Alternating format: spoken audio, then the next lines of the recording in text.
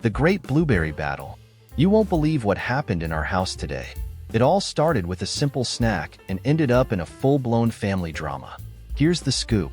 This morning, my wife, Laura, handed our 11-year-old son, Max, a bowl of blueberries. Max made a face and said he didn't really like blueberries. Laura, ever the optimist, told him, "But these are really good ones." So, Max reluctantly popped one in his mouth, chewed it slowly, and then politely said, "Thanks, but I still don't like them. I'd rather not eat the rest." Thinking that was the end of it, I headed out to the store to pick up groceries for dinner. When I got back, I walked into a scene that I didn't expect. Max was sitting at the table, tears streaming down his face. My heart sank, and I immediately asked Laura, "Why is he crying?" She explained that she had insisted he eat the remaining 3 blueberries because they're healthy. Now, I get the importance of eating healthy, but forcing him to eat something he clearly dislikes seemed a bit much. I told Max he didn't have to eat the blueberries, but he did need to eat another piece of fruit, maybe an apple or a few strawberries. Max's eyes lit up with relief. He quickly spat out the blueberries into the garbage and happily started munching on an apple. Problem solved, right? Well, not exactly. Laura was not pleased. She felt I had undermined her authority and worried that Max would never learn to eat healthy if we didn't stand firm. I tried to explain that forcing anyone, especially a child, to eat something they don't like isn't the way to go. I asked her how she'd feel if I made her eat something she despises. Max isn't a picky eater. He enjoys a variety of fruits and vegetables, so why not work with what he likes? The discussion quickly escalated. In a desperate attempt to stop the argument, Max said, "I'll just eat the blueberries." He went to the fridge, grabbed 3 more, and swallowed them almost whole, just to end the conflict. I felt terrible. I thanked him for trying to make peace and apologized for the mess we'd created. In the end, we all sat down and talked it out. We agreed that while it's important for Max to eat healthily, it's also crucial to respect his preferences and not force him to eat something he genuinely dislikes. After all, there are plenty of other healthy options he enjoys. So, that's the story of the Great Blueberry Battle. It was a tough lesson in parenting and compromise, but we came out of it with a better understanding of each other. And maybe, just maybe, we'll think twice before letting a handful of blueberries cause such a stir again. A deeper dive, the backstory. Our family, like many others, has its quirks and traditions. Laura and I have always believed in the importance of healthy eating, but our approaches can sometimes differ. Laura grew up in a household where trying new foods was mandatory, and this habit has stayed with her.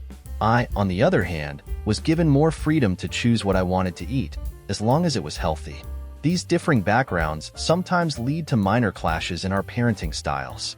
Max, our son, is generally a good eater. He loves apples, bananas, carrots, and even broccoli. But blueberries? They've never been his favorite. We've known this for a while, but Laura has been on a mission to expand his palate, believing that repeated exposure will eventually change his mind. The incident, the morning of the blueberry battle. It all started on a sunny Saturday morning. Laura had just returned from the farmer's market with a basket full of fresh, organic blueberries. She was excited to share her find with Max, hoping he would finally come around to liking them. "Max, look what I got," Laura exclaimed, holding out the basket. Max looked up from his comic book and gave a half-hearted smile. "Blueberries again, Mom? These are special. They're from the local farm." "Just try a few," Laura insisted, placing a small bowl in front of him. Max sighed but didn't want to disappoint his mom. He picked up a single blueberry, examined it, and popped it into his mouth. His face scrunched up as he chewed. "Thanks, Mom, but I still don't like them." Laura frowned. "But they're so good for you, Max. Just eat a few more." Max shook his head. "I'd rather not." I could see where this was heading, and I decided to step in before things got out of hand. "How about we let Max decide what he wants to eat, as long as it's healthy?" I suggested. Laura gave me a look, but before she could respond, I grabbed my keys. "I'm off to the store. Be back soon," I said, hoping to defuse the situation. The fallout, tears at the table. When I returned home with bags of groceries, the atmosphere in the house had changed. I found Max at the kitchen table, tears running down his cheeks, and Laura standing over him with a stern expression. "What's going on?" I asked, setting the bags down. Laura crossed her arms. "Max needs to eat his blueberries." Max looked up at me with pleading eyes. "Dad, I really don't like them." I took a deep breath, trying to stay calm. "Laura, we've talked about this.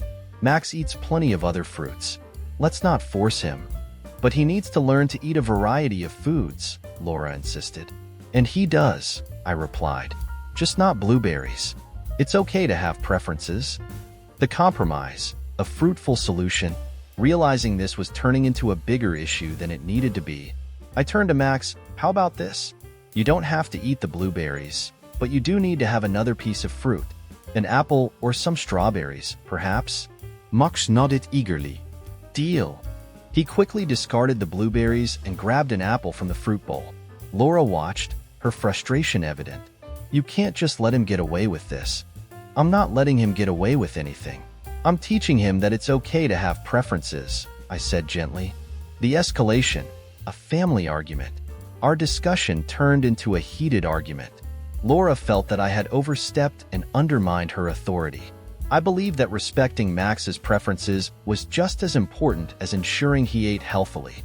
In the midst of our argument, Max, trying to be the peacemaker, said, "I'll just eat the blueberries." He went to the fridge, grabbed 3 more, and swallowed them quickly, hoping to end the dispute. I felt a pang of guilt. This wasn't how things were supposed to go. I thanked Max for trying to make peace and apologized for the tension. The resolution, a lesson learned. Later that evening, after things had calmed down, we all sat down for a family meeting. We talked openly about what had happened and how it made us feel.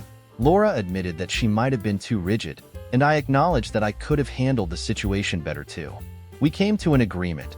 Max would be encouraged to try new foods, but he wouldn't be forced to eat something he genuinely disliked. There were plenty of other healthy options he enjoyed, and that was what mattered. In the end, we learned an important lesson about parenting and compromise. The Great Blueberry Battle was a tough experience, but it brought us closer as a family and helped us understand each other better. And maybe, just maybe, we'll think twice before letting a handful of blueberries cause such a stir again. The aftermath, reflections, and growth. In the days following the Great Blueberry Battle, we all had some time to reflect on what had happened.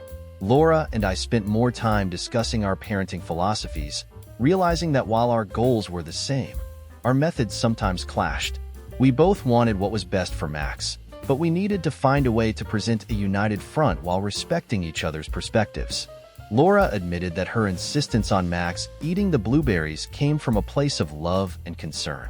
She wanted to ensure he had a balanced diet and didn't want him to miss out on the health benefits of different fruits. I, on the other hand, was more focused on fostering a positive relationship with food, believing that forcing him to eat something he didn't like could have the opposite effect. We agreed to approach future food-related situations with more flexibility and understanding.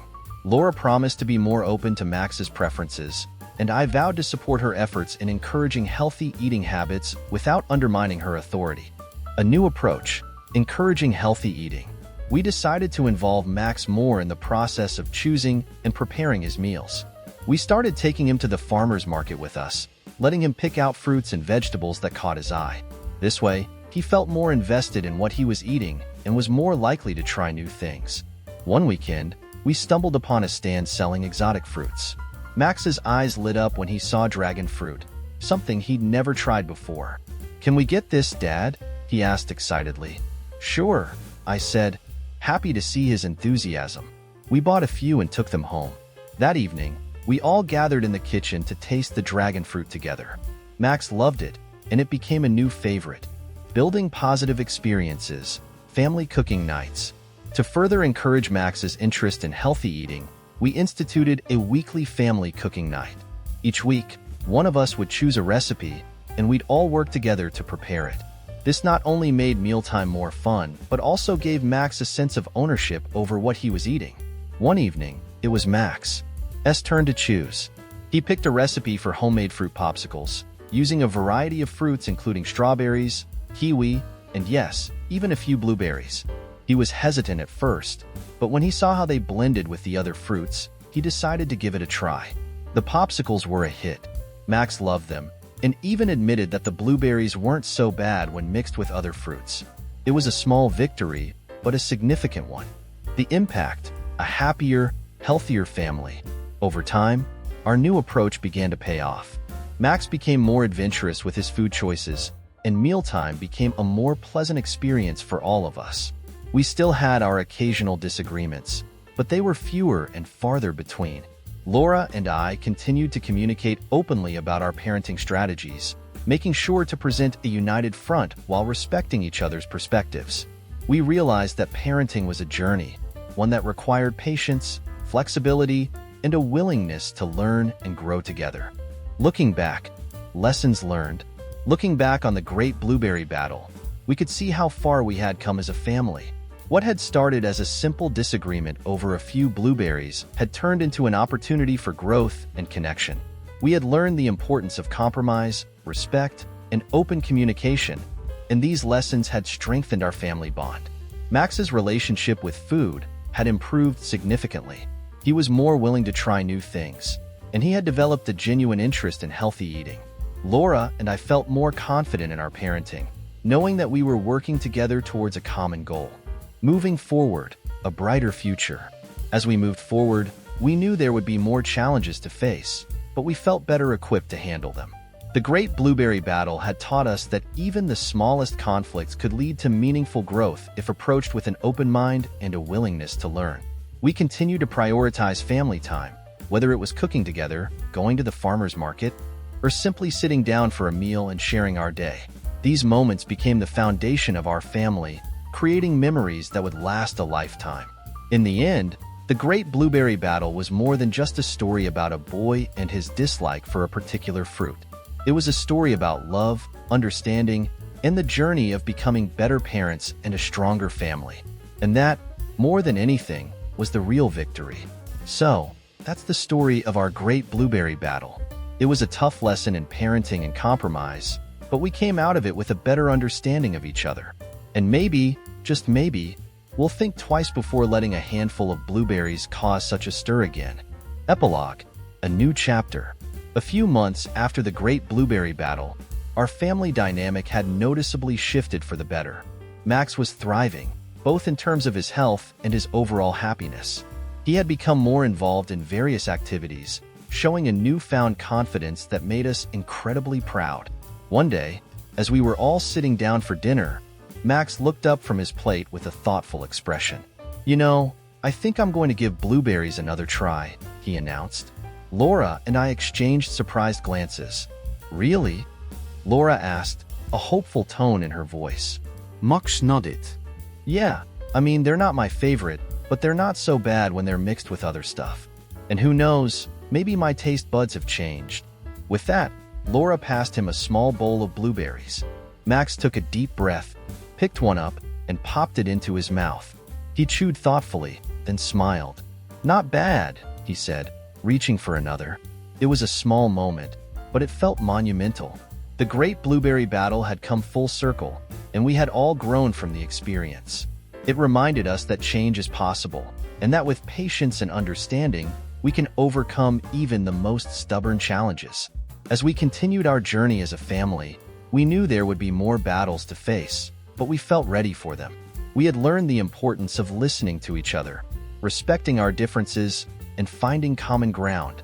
And most importantly, we had learned that sometimes the smallest changes can lead to the biggest transformations. And so, our story continued, with a newfound sense of harmony and a commitment to facing whatever came our way together.